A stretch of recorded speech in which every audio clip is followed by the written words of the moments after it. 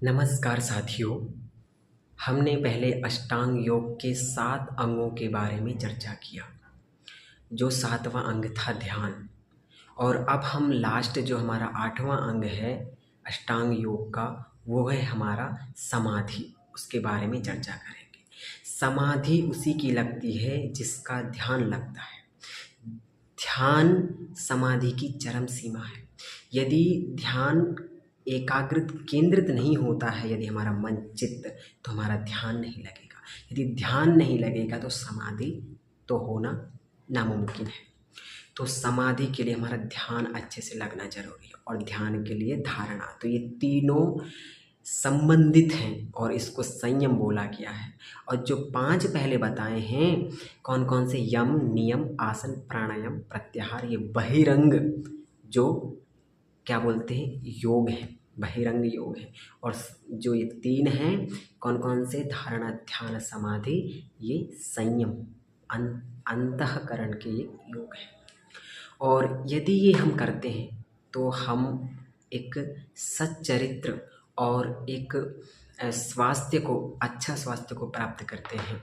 और ये जो समाधि है, वो समाधि हम तभी प्राप्त कर सकते हैं जब हम सामाजिक लाभ हानियों से बच करके हम अपने मन को एकाग्रित कर ध्यान करके हम समाधि में बैठते हैं। और बाहर के जितने भी मोह माया हैं, सब जंजाल से हमको छूटना पड़ता है।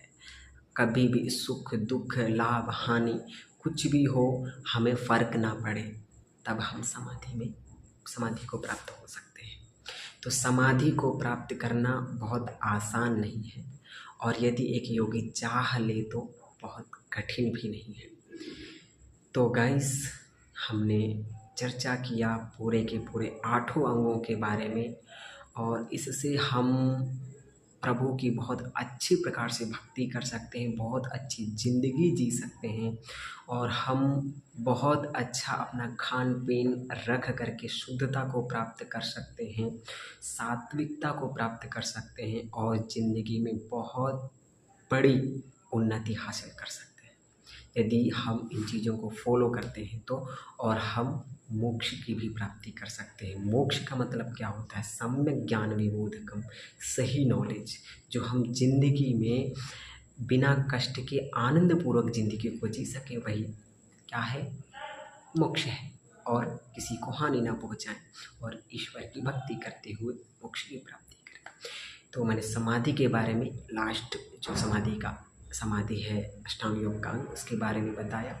और हमने सभी जो अंग हैं अष्टांग योग के, महर्षि पतंजलि द्वारा योग शास्त्र में जो दिए हैं, वो सभी हमने चर्चा किया। आगे हम योग के महत्व के बारे में, अर्थ के बारे में, परिभाषा के बारे में चर्चा करें। इसके बाद में तत्पश्चात शीघ्र ही हम आसनों को प्रारंभ करेंगे, और उनके बेनिफिट्स इत्यादि सब कुछ बताएंगे। कैसे करना है, क्या पोस्चर रखना है, कितने मिनट तक होल्ड रखना है, कब हमको श्वास लेना है, छोड़ना है, इत्यादि के बारे में। तो बने रहिए, आगे मिलते हैं। धन्यवाद।